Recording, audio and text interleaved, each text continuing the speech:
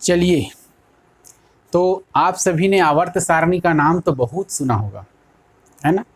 आवर्त सारणी को अंग्रेजी में कहा जाता है जी पीरियोडिक टेबल, ठीक है। और देखिए, रसायन को समझना है, केमिस्ट्री को समझना है, तो मान के चलिए हमारे हाथों में होनी चाहिए आवर्त तालिका।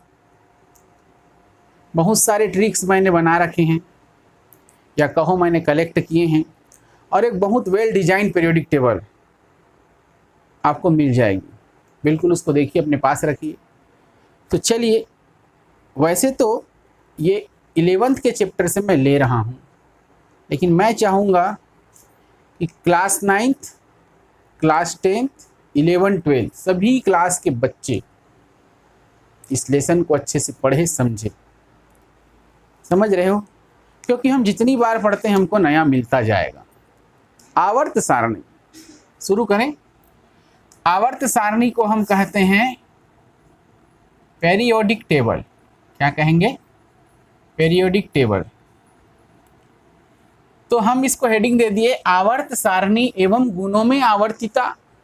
एक शब्द आया है गुणों में आवर्तिता, इसको बोला जाएगा पेरियोडिसिटी इन प्रॉपर्टी। पूरा इनऑर्गेनिक केमिस्ट्री में जितने हमको कुछ विशेष चैप्टर्स या अध्याय देखने को मिलेंगे, तो हमको मालूम होना चाहिए भैया ये आवर्त सारणी क्या है, ये गुणों में आवर्तिता है, इसके अंतर्गत मैं किन किन चीज़ों को बताऊंगा, किसका किसका जिक्र करूंगा, ये सब आपको अच्छे से समझना है, ठीक है। बात आती है यहाँ पास, जैसे हमारे हाथों में तो हम आवर्त सारणी देख लेते हैं, लेकिन कभी कभी ये मन में प्रश्न आता है कि आवर्त सारणी बनाया क्यों गया होगा। कुछ तो कारण रहा होगा कि हम आवर्त सारणी को पढ़ते हैं, या कहें कि इसका विकास कैसे किया गया होगा। विचार करो। तो भाई देखो, हम सबको मालूम है ये कहानी, तो हम सब सुनते रहते हैं, टीचर हमको बताते हैं। क्या हुआ था 17वीं शताब्दी के अंत तक कुछ ही तत्वों के बारे में जानकारी रही, है ना, 17वीं शताब्दी के अंत तक। लेकिन हुआ क्या, जैसे जैसे 18वीं 19वीं शताब्दी की ओर हम बढ़ते गए, तो नए नए तत्वों का खोज होना शुरू हो गया। और उसके साथ साथ भैया जैसे जैसे तत्वों की संख्या बढ़ती गई, तो जरूरत क्या पड़ा, तत्वों की संख्या बढ़ गई, उसका विधिवत अध्ययन चाहिए। उसके गुणों का अध्ययन कुछ सिस्टमेटिक हो, विधिवत हो। अब तत्व मिले, फिर उसके बाद यौगिक मिले, उसके बाद गुण हुए, तो ये सबको एक जगह सुनियोजित ढंग से रखने की आवश्यकता महसूस की जाने लगी। तो यहाँ पास इन सभी गुणों का अध्ययन करने के लिए, या हम कहें जो अध्ययन में जटिलता रही, इसका निदान करने के लिए हमको एक तालिका की आवश्यकता पड़ी। उस तालिका को हमने नाम दे दिया आवर्त तालिका। कौन सा नाम दे दिया? आवर्त तालिका। देखो, इसको अलग अलग कैटेगरी में वर्गीकृत करने के लिए बहुत से वैज्ञानिकों का योगदान रहा। मेंडलीव का नाम तो हम सब सुनते हैं। तो मैं लाइन से बताते चलता हूँ कि आवर्त सारणी का विकास कैसे हुआ होगा। डायरेक्ट तो हमारे हाथों में ऐसे बन नहीं गया होगा इतना लंबा चौड़ा आवर्त सारणी पीरियोडिक टेबल, ठीक है। तो इसके विकास का क्रम जान लेंगे। मेरी बात समझ पा रहे हैं? 19वीं शताब्दी के प्रारंभ में क्या किया था, तत्वों के वर्गीकरण के बारे में हल्का सा फाउंडेशन देना प्रयास किया था। किसने? लेवाइजिए, जिसको लेवेजियर भी कहते हैं। लेकिन उन्होंने क्या किया था, केवल धातु और अधातु। आवर्त सारणी पहले कैसा रहा होगा जी, इमेजिन करो, क्लास में बताता हूँ मैं। ये एक तरफ धातु को रख दिया और एक तरफ किसको रख दिया? अधातु, लेवोजियर। लेकिन ऐसा करने से सभी गुण अलग अलग हो गए या सभी गुणों का अध्ययन हो गया, ऐसा कहना भी सही बात नहीं है। तो हम क्या करेंगे, आवर्त सारणी के विकास का इतिहास जान लेते हैं कि आवर्त सारणी का विकास वैसे कैसे हुआ होगा, ठीक है। तो यहाँ आप हेडिंग डाल सकते हैं, क्या? Brief history of the development of periodic table, ठीक है। क्या हेडिंग डालेंगे? Brief history of the development या डेवलपमेंट ऑफ पीरियोडिक टेबल। आवर्त सारणी के विकास का इतिहास क्या रहा होगा, कैसे कैसे किन किन वैज्ञानिकों ने अपना योगदान दिया आवर्त सारणी को डेवलप करने में। तो अभी मैंने बताया, जैसे लिखना चाहो तो इसके ऊपर लिख सकते हो। लेवाजिया ने क्या किया था, धातु अधातु, ठीक है, दो भागों में बांट दिया। तो हम ये सब क्यों पढ़ रहे हैं, अच्छे से सोचो। मैं क्या कह रहा हूं, हमारे बीच तो भी आवर्त सारणी का जो फाउंडेशन है लगभग कुछ ऐसा दिखता है ना। इसके बीच में भैया धातु अधातु सब भरे गए हैं। हम जानने का प्रयास कर रहे हैं यहां से यहां तक की यात्रा, जीरो से ये आवर्त सारणी बना कैसे, ठीक है, डायरेक्ट तो नहीं बन गया होगा, यही बताने का प्रयास कर रहा हूं मैं। तो देखिए इस संबंध में क्या किया है, मैंने लिखा है कि जीरो से यहाँ आधुनिक आवर्त सारणी मॉडर्न पीरियोडिक टेबल तक की यात्रा में कौन कौन से रसायनज्ञ या वैज्ञानिक या भूगर्भशास्त्री जिन्होंने अपना योगदान दिया था। तो सबसे पहले डॉबेराइनर, ये जर्मन रसायनज्ञ थे डॉबेराइनर। इन्होंने क्या किया है भैया, त्रिक का नियम दिया। किसका नियम दिया, त्रिक का नियम दिया। और त्रिक का नियम क्या दिया, उन्होंने ये कहा कि तत्वों का संबंध किसमें किसमें है। तो उन्होंने कहा भैया कि तत्वों का संबंध उनके परमाणु भार के बीच एक सार्थक संबंध स्थापित किया, या कहे उसके गुणों के बारे में इन्होंने अध्ययन किया था डॉबेराइनर ने। कौन से सन में, पहले एक बार ब्रीफ हिस्ट्री देख लो। 1817 में डॉबेराइनर का त्रिक नियम आया। ये जर्मन रसायनज्ञ रहे, ठीक है, इसका नाम क्या था, जॉन डॉबेराइनर। क्लियर, ठीक। इसके बाद टेल्यूरिक हेलिक्स का मॉडल आया, या टेल्यूरिक स्क्रू का मॉडल बोलेंगे। ये आया था 1862 में।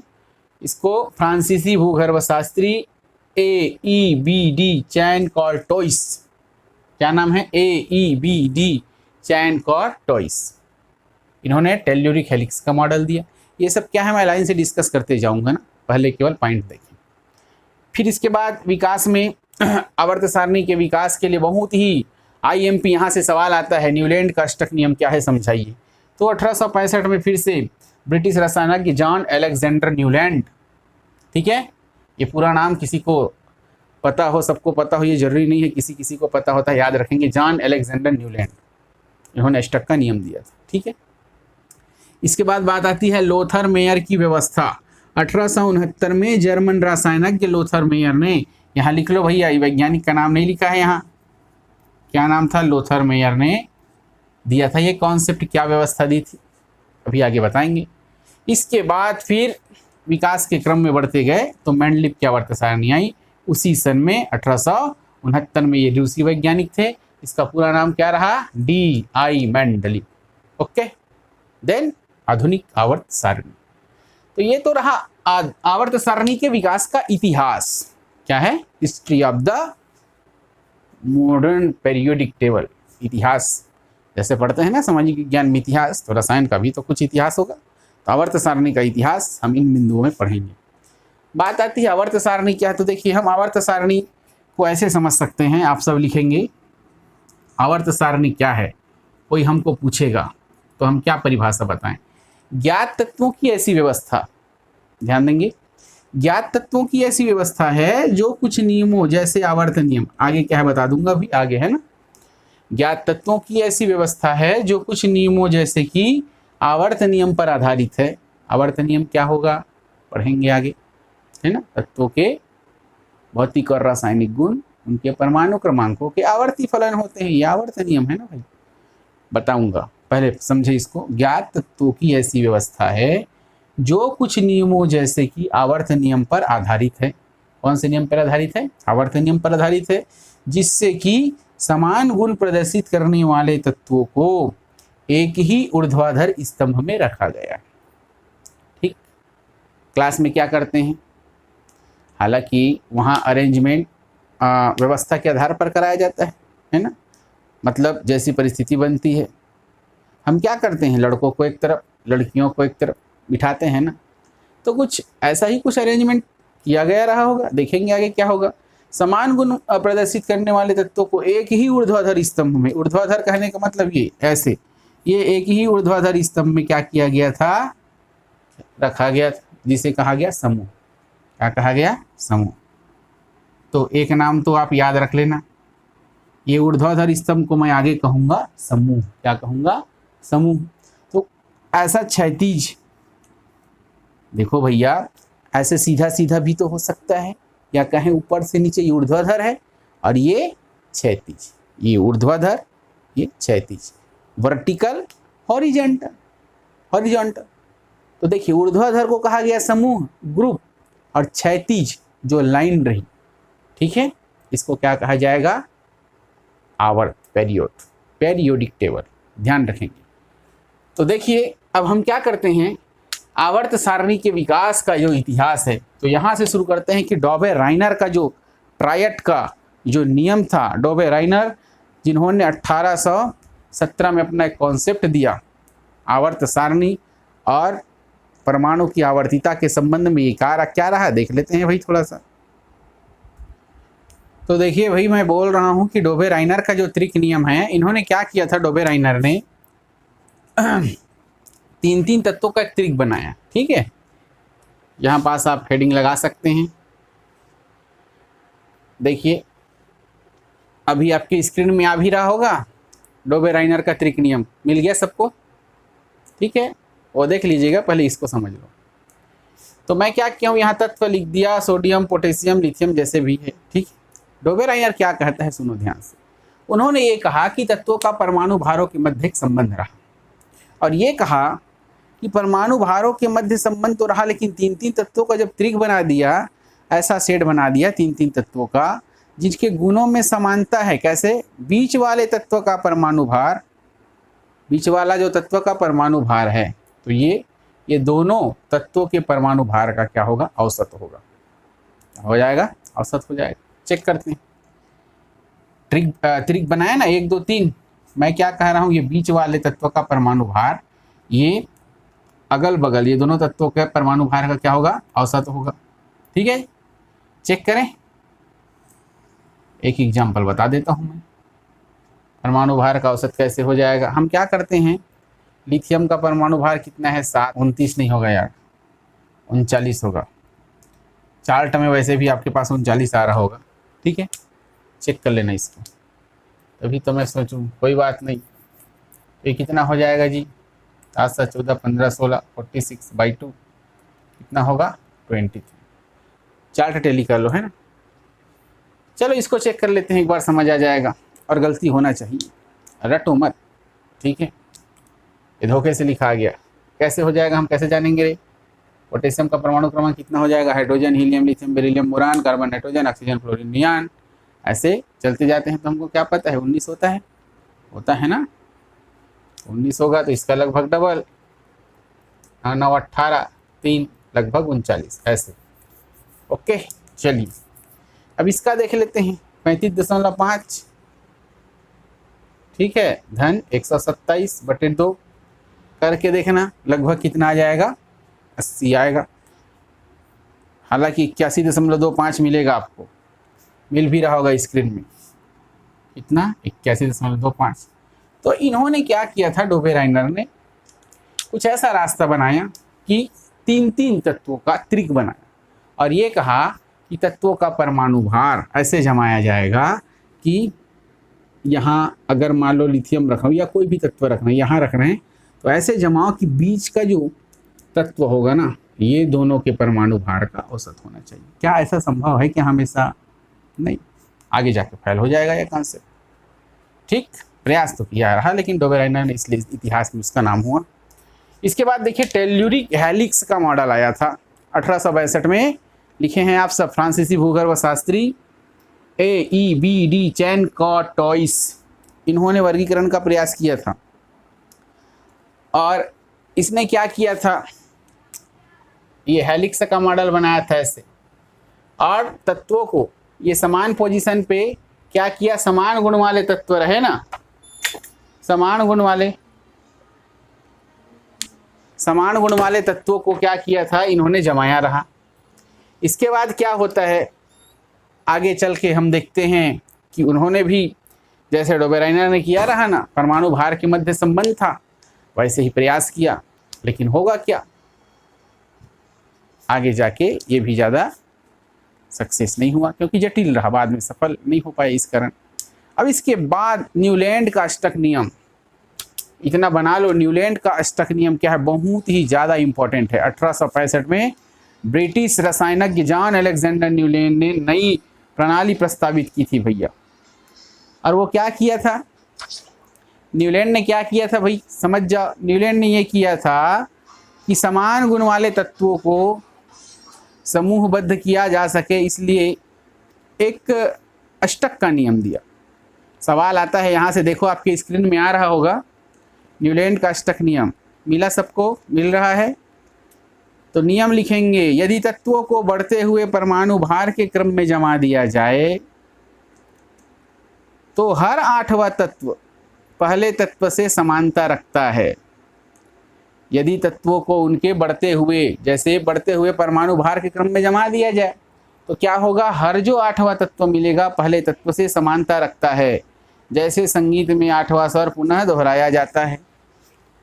ठीक है, अब ये संगीत के बारे में तो लगभग सबको मालूम होगा।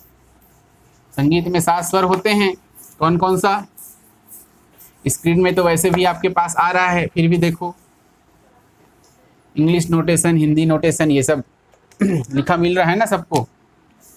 संगीत के 7 स्वर हो जाएंगे क्या, सा रे ग म प ध नि, उसके बाद फिर से कैपिटल सा। तो इस सा को यहाँ ना लिख के हम क्या कर देते हैं, यहाँ लिख देते हैं। तो 7 ही स्वर हुए ना, 1 2 3 4 5 6 7। तब देखिए क्या हुआ, 7 तत्वों के बाद, है ना, 7 तत्वों के बाद फिर से सा आ गया। तो वैसे ही न्यूलैंड ने अष्टक का नियम दिया और ये कह दिया कि गुणों में 7 तत्वों के बाद फिर से पुनरावृत्ति, आवृत्ति मिलेगी। इस प्रकार से इन्होंने अष्टक का नियम दिया। एग्जाम्पल के लिए हम विचार करें तो देखिए, लिथियम से 8वां क्या पड़ेगा, सोडियम पड़ेगा। मान लो यहाँ लिथियम है, ठीक है, तो यहाँ पास पड़ेगा सोडियम। मेरी बात समझ गए। अब आपके पास तो आवर्त सारणी होगा ही होगा भाई, lithium, beryllium, boron, carbon, nitrogen, oxygen, fluorine, है ना। लिथियम यहाँ लिख भी सकते हो, beryllium, boron, carbon, nitrogen, oxygen, fluorine, neon, उसके बाद सोडियम। मेरी बात समझ पा रहे हैं मैं क्या बोलना चाह रहा हूँ, ठीक है। तो देखिए 8 तत्व के बाद, ठीक है, या कह दिया जाए सोडियम से, ठीक है, 7th के अंतराल में, लिथियम से 7th के अंतराल में हमको सोडियम मिल रहा है। ये तो बाद में आया था ना भैया अक्री गैस, अभी तो फिलहाल विकास पढ़ रहे हैं। तो क्या हुआ, तो ये बोला गया भैया कि जो समूह की बात चल रही थी ऊपर से नीचे, अगर वो एक ही ग्रुप में आ जाए, एक ही समूह में आ जाए तो उनके गुणों में क्या होगी, समानता होगी। ऐसा ही बताने का प्रयास किया था न्यूलैंड ने। समूहबद्ध करने की ये प्रणाली ज़्यादा सक्सेस इसलिए नहीं हो पाई क्योंकि ऐसा जो आवर्तिता है, इसको आवर्तिता बोलते हैं, रिपीट हो जाना, ठीक है, मेरी बात समझ रहे हैं, ठीक है। उस निश्चित अंतराल के पश्चात गुणों में रिपीटेशन हो जाना, पुनरावृत्ति हो जाना ही आवर्तिता कहलाती है, ठीक है जी, ठीक। ये सक्सेस क्यों नहीं हुआ, क्योंकि परमाणु भार को ऐसा हमेशा आप 40 जैसे परमाणु भार हो गया, उसके बाद आप जमा बोलोगे इस क्रम में, तो ये फिर दिक्कत वाली बात रही। और साथ साथ जब अक्री गैस का खोज हो गया, जैसे मैं क्या किया, मेरे को याद था, तो मैंने क्या कर दिया था, यहाँ क्या किया था जी, फ्लोरीन नियान लिख दिया। आप बोले होंगे सर यहाँ नियान आएगा, सोडियम क्यों लिख रहे हैं, इसकी खोज पहले नहीं हुई रही, तब इसको ऐसे जमाया था। बाद में जब अक्री गैस को खोज दिया तब तो ये तो फिर ये इसके जगह आ जाएगा, तो फ्लॉप हुआ कि नहीं हुआ। तो इस हिसाब से न्यूलैंड का अष्टक नियम रहा। आपके बीच, आपके सामने जो स्क्रीन में आया रहा, इसको अच्छे से देख के कवर कर लो भाई, ठीक है जी। यहाँ तक हो गया। इसके बाद अगला हेडिंग हम क्या डालेंगे, 1869 जर्मन रसायनज्ञ लोथर मेयर। हम सब ने हेडिंग डाला है क्या, लोथरमेयर। ठीक है, सन तो याद हो गया होगा। तो लोथरमेयर ने क्या किया था कि परमाणु कुछ तत्व है, इसके मूलभूत गुण हो गया, जैसे परमाणु का आयतन हो गया, गलनांक हो गया, क्वथनांक हो गया आदि का अध्ययन किया। ठीक है, और क्या करता है ये, परमाणु आयतन और तत्व के परमाणु भार के बीच इन्होंने एक ग्राफ खींचा था। ठीक है, इधर लिख लो परमाणु आयतन, वैसे भी आपके सामने स्क्रीन में आ रहा होगा, देख लो उससे।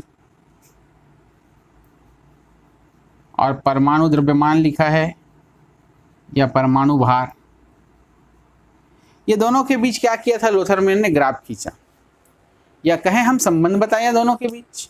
ठीक है, अब हमारे बीच हमारे सामने जो स्क्रीन में आ रहा है उसमें तो बढ़िया ग्राफ बना बुनाया है।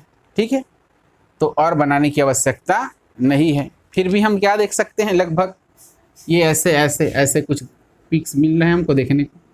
तो इस पिक्स में क्या क्या पोजीशन में कौन कौन से तत्वों को रखा गया है, ये सब मैंने यहाँ लिख रखा है, आपको सबको दिख रहा होगा। दिख रहा है जी, हाँ या नहीं बोलिए। तब उन्होंने क्या किया है, तत्व के परमाणु भार के साथ आयतन का ग्राफ खींचा और क्या पाया, तत्वों के गुणों में समानता हुई, क्योंकि ग्राफी पोजीशन जो है उसका जो वक्र बना है ना, यहाँ पास देखो कुछ विशेष तत्व है, यहाँ कुछ विशेष तत्व है, चढ़ाव में, उतार में, या नीचे में, या इधर इधर। मैं बताते जा रहा हूँ, आप ध्यान से लिखते जाएं। सबसे पहले मेरे को एक बात बताओ, कुछ संबंध होता है क्या, परमाणु का आयतन और भार में संबंध पूछूंगा तो हम क्या बोलेंगे, भार बटे घनत्व, ऐसा तो होता है। ठीक है, अब इन्होंने लोथरमेयर ने क्या किया, इसको आधार माना और सीधा सीधा परमाणु आयतन परमाणु द्रव्यमान के बीच ग्राफ खींचा। ठीक है जी, हाँ या नहीं बोलिए। ठीक, और कौन कौन से ग्राफ की विशेषता रही, ध्यान से देखते जाइए। देखेंगे प्रबल विद्युत धनी जो तत्व है, ठीक है, प्रबल विद्युत धनी तत्व, कम विद्युत धनी तत्व, हाइड्रोजन तत्व, मिल रहा है सबको, यहाँ लिख भी सकते हो, प्रबल विद्युत धनी, कम विद्युत धनी या हाइड्रोजन तत्व। आपको चार्ट में दिख रहा होगा, सब दिख रहा है कि नहीं दिख रहा है, हाँ या नहीं बोलिए। ठीक है, इसका पोजीशन मैं बता देता हूँ। प्रबल विद्युत धनी में कौन कौन तत्व आ जाएंगे, क्षारीय तत्व जैसे lithium, sodium, potassium, rubidium, caesium, मिला सबको, लिथियम, सोडियम, पोटेशियम, सीजियम। ठीक है, और इसके बाद रुबिडियम भी इसमें है ना, लिख लेना, दिख रहा होगा आप सबको। कम विद्युत धनी तत्व कौन कौन से हैं, magnesium, calcium, strontium, barium, magnesium, calcium, strontium, barium, यही दिख रहा है। ठीक है, एक बात बताओ, प्रबल विद्युत धनी तत्व देखेंगे ध्यान से, इसको क्षारीय तत्व भी कहते हैं ना, याद रखना, क्षारीय धातु या क्षारीय, और इसको क्षारीय मृदा, आगे बताएंगे डिटेल से, और क्षारीय धातु, क्षारीय मृदा धातु। ठीक है, और हाइड्रोजन तत्व, ये दोनों का पोजीशन क्या है, प्रबल विद्युत धनी और कम विद्युत धनी का। ध्यान से देखो इधर, प्रबल विद्युत धनी हम देखने का प्रयास करें तो ये टिप पे है कि नहीं है, यहाँ शीर्षस्थ पोजीशन पे जी, दिख रहा होगा सबको। कम विद्युत धनी का पोजीशन भी आपको दिख रहा होगा, चार्ट में दिख रहा है ना, हाँ या नहीं बोलो। अब ये तो ग्राफ छोटा पड़ जाएगा, ऐसे बना बुनाया है आपके पास, देख लो, मैं केवल लोकेशन ड्रा कर रहा हूँ। और हाइड्रोजन तत्व वक्र के चढ़ाव पे है, मिल रहा है सबको, हाइड्रोजन तत्व वक्र के चढ़ाव पे, हाँ या नहीं बोले।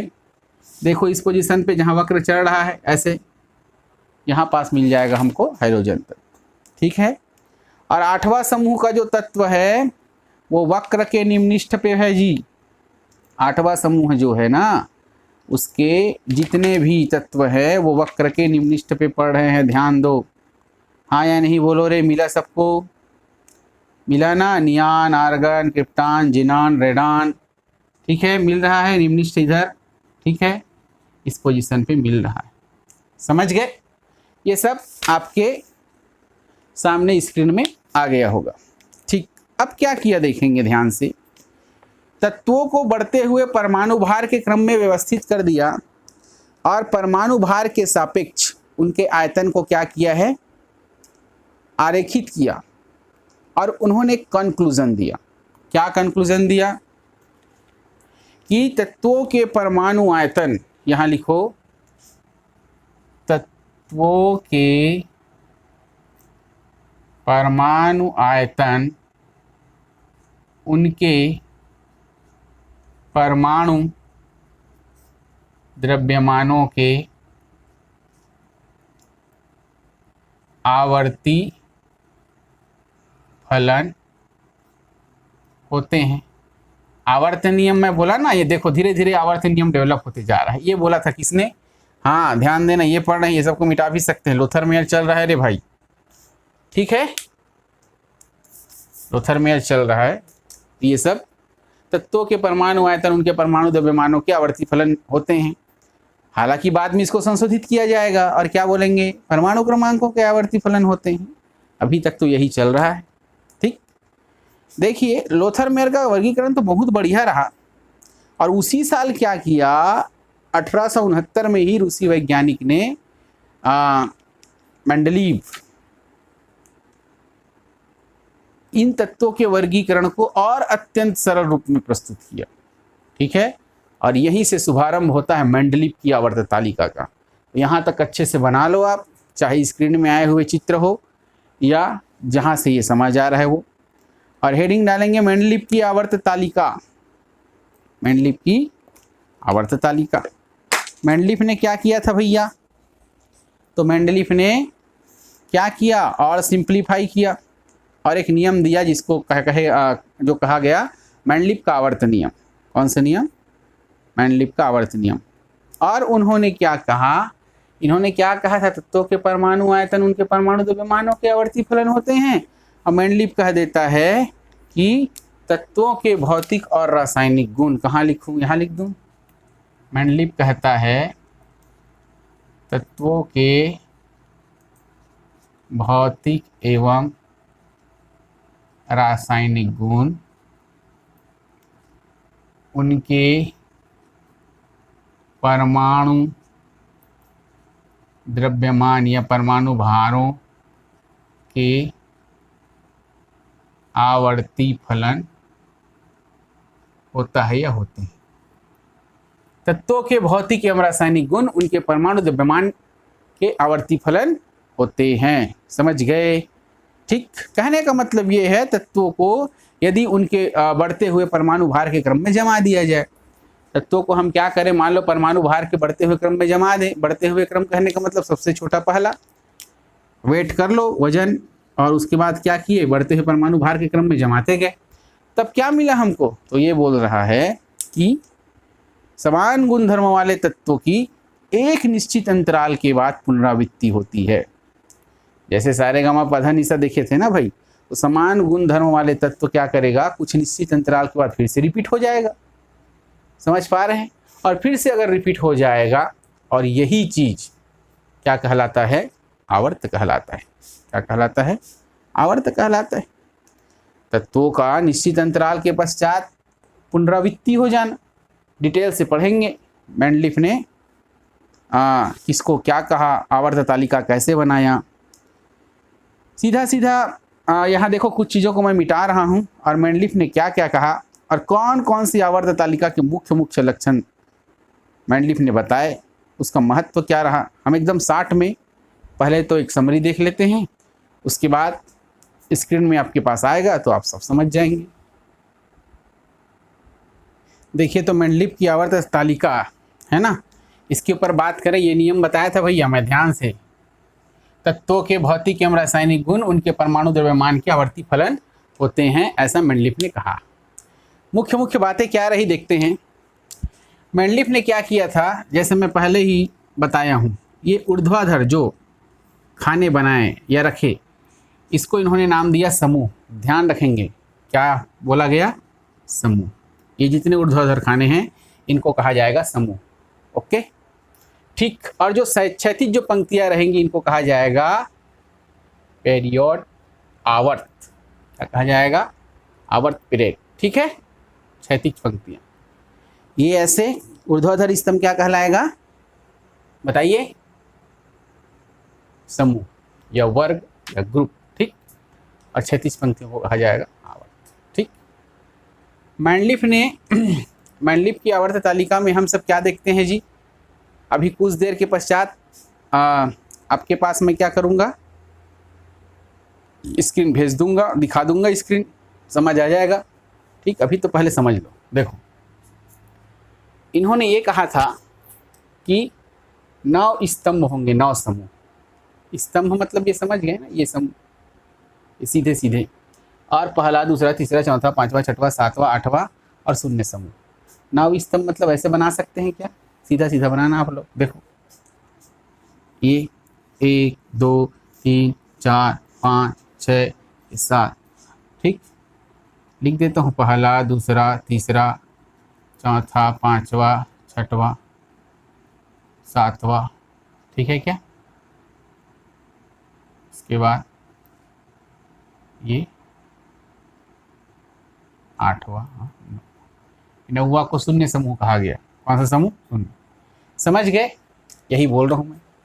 और यहाँ पास एक चीज़ और लिख लो, क्या लिखेंगे? 7 आवर्त। 7 आवर्त मतलब ये वाला लाइन, 1 2 3 4, कितना हुआ? 1 2 3 4 5 6 और 7। समझ पा रहे हैं? ठीक।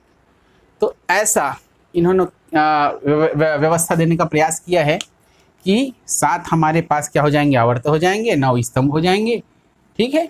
और 9वां जो होगा उसको शून्य समूह कहा जाएगा।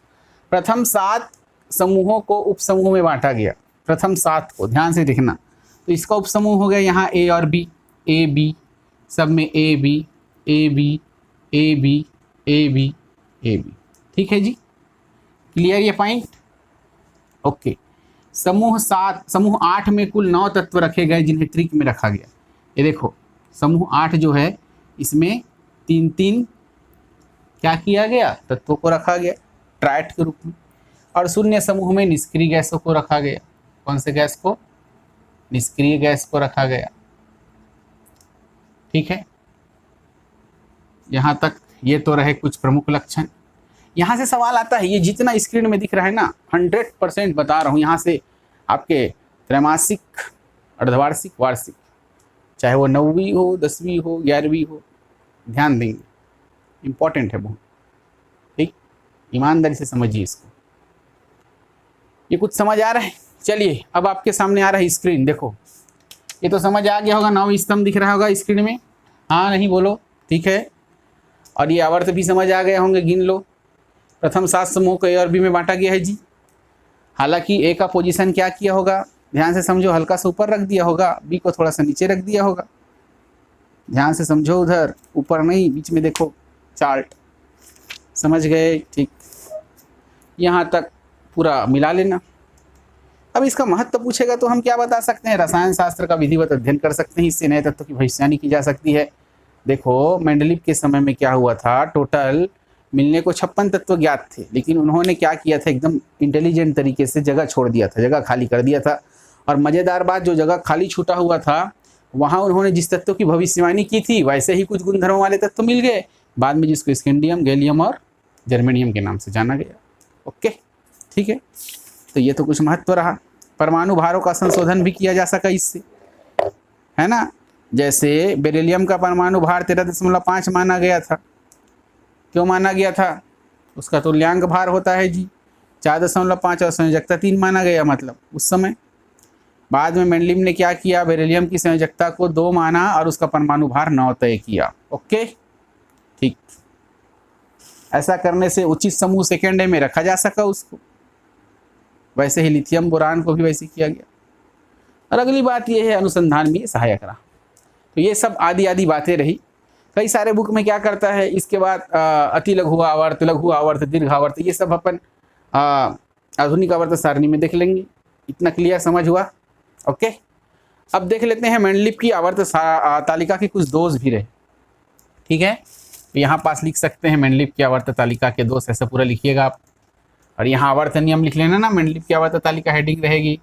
यहाँ आवर्तन नियम, मेंडलीव का आवर्तन नियम, किसका? मेंडलीव का आवर्तन नियम पूरा पूरा। इसके दोष क्या क्या हैं? यहाँ से भी सवाल आता है कभी कभी। हाइड्रोजन की स्थिति, समस्थानिक की पोजीशन भी फिक्स नहीं कर पाया ये।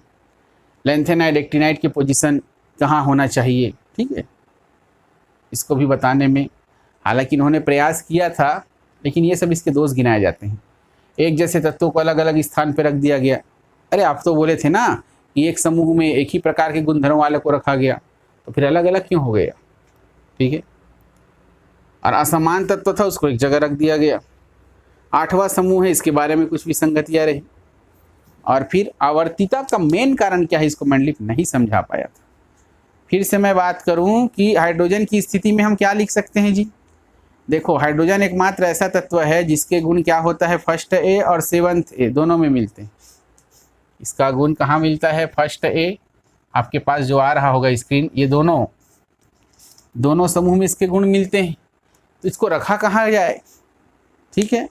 मतलब फर्स्ट ए मतलब क्षार धातु के समान व्यवहार करता है, हाइड्रोजन के समान व्यवहार करता है, इसको रखा कहाँ जाए, इसका पोजीशन फिक्स नहीं था। ओके।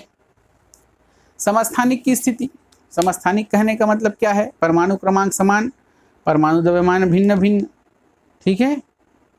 अब बताओ, कई तत्वों के समस्थानिक होंगे जिनके द्रव्यमान अलग अलग होंगे और परमाणु द्रव्यमान के बढ़ते क्रम में जमाया जाएगा तो पूरा आवर्त तालिका बिगड़ जाएगा। हाँ, अतः उन्हें एक ही स्थान पर रखा गया, उन्हें समस्थानिक बाद में कहा गया, हम सब जानते हैं, ठीक है। लैंथेनाइड एक्टिनाइड की स्थिति, थर्ड बी के बाद आने वाले 14 तत्व, लैंथेनम है ना, लैंथेनम के बाद जो तत्व आया वो लैंथेनाइड, एक्टिनियम के बाद आया वो एक्टिनाइड, ठीक है जी, जिसको क्रमशः 6वें 7वें आवर्त पे रखा गया। इसका कारण क्या रहा, इसका संतोषजनक उत्तर मेंडलीव के पास नहीं था।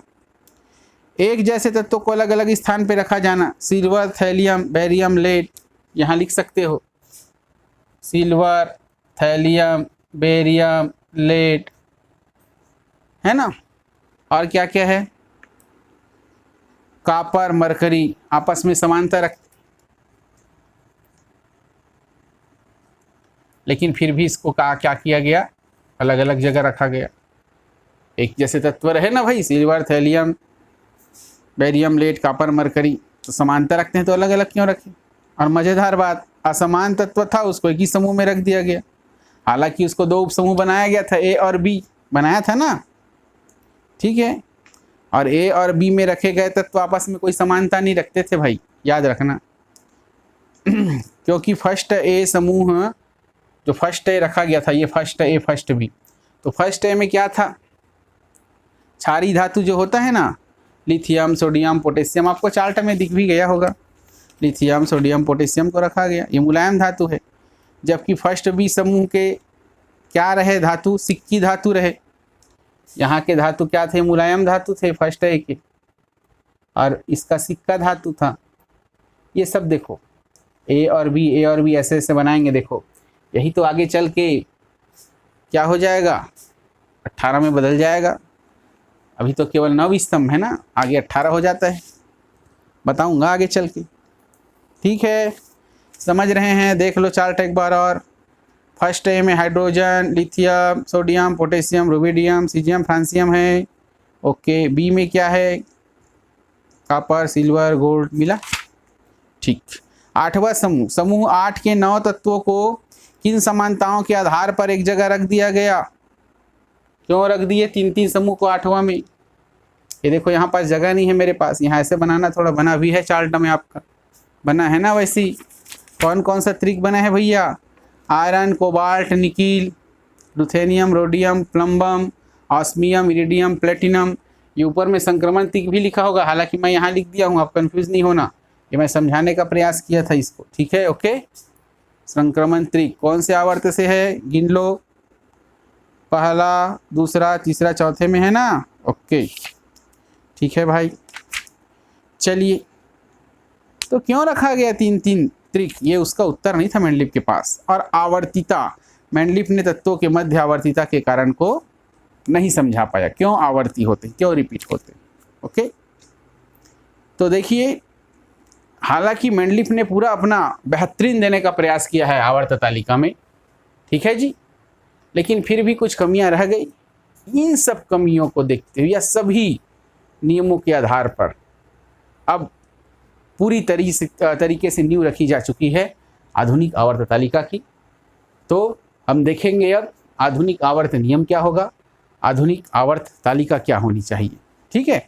और होता कुछ नहीं है, तत्वों के भौतिक और रासायनिक गुण हमने यहाँ क्या देखे रे, परमाणु द्रव्यमान के आवर्ती फलन होते हैं, और ये परमाणु द्रव्यमान को क्या कर दिया जाएगा, बस यहाँ से द्रव्यमान को यहाँ क्रमांक में बदल दिया जाएगा। परमाणु क्रमांक के आवर्ती फलन होते हैं, ये आधुनिक आवर्त नियम हो जाएगा। इसको तो लिख लिए रहो, तत्वों के भौतिक एवं रासायनिक गुण उनके परमाणु क्रमांकों के आवर्ती फलन होते हैं। अब यहाँ बात ये आती है कि परमाणु क्रमांक को क्यों लिया गया, ठीक है, मेरी बात समझ पा रहे हैं। देखिए भैया 1913 में युवा ब्रिटिश भौतिकविद, 1913 में, ठीक है, युवा ब्रिटिश भौतिकविद जिसका नाम क्या है, हेनरी मॉसले, उन्होंने क्या किया था, विभिन्न तत्व विशेषकर धातु से प्राप्त एक्स किरण की आवृत्ति पर अध्ययन किया था। सोचो, और क्या पाया था, कुछ नियम कि तत्व से निकलने वाली एक्स किरण की आवृत्ति का वर्गमूल हमेशा एक पूर्णांक के समानुपाती होता है। तत्व से निकलने वाली एक्स किरण का, तत्व से निकलने वाली एक्स किरण का वर्गमूल हमेशा एक पूर्णांक के समानुपाती होता है। ऐसा हेनरी मॉसले ने किया था, उसको बड़ा सुंदर तरीके से उन्होंने समझाने का प्रयास किया है। मेरी बात समझ रहे हैं? चलिए लिख के रखिए आधुनिक आवर्त नियम।